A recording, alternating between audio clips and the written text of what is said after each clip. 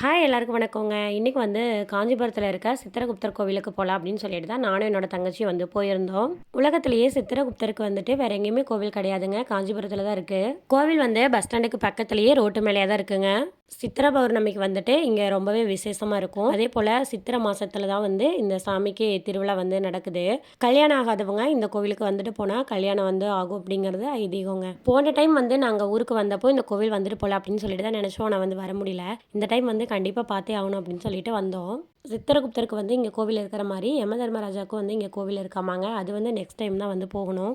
காஞ்சிபுரத்துல எல்லா கோவிலுமே வந்து ரோட்டு மேலேயே இருக்குங்க. ஒவ்வொரு கோவிலுக்கும் ஒவ்வொரு ஹிஸ்ட்ரி இருக்கு. ஓகே. இப்ப நான், என்னோட தங்கச்சி, அதுக்கப்புறம் பெரியப்பா எல்லாருமே வந்து வந்திருந்தோம். எல்லாரும் சாமி கும்பிட்டுட்டு, அதுக்கப்புறம் அப்படியே ஆஞ்சநேயர் கோவில் போலாம் அப்படின்னு சொல்லிட்டு கிளம்பியாச்சு. ஈவினிங் டைம் தான் கோவிலுக்கு வந்திருந்தோங்க. ஃபுல்லா டிராஃபிக்கா இருந்துச்சு. இங்கன இருக்கிற கோவிலுக்கு வந்துட்டு போறதுக்குள்ள 1 மணி நேரம் ஆயிடுச்சுங்க.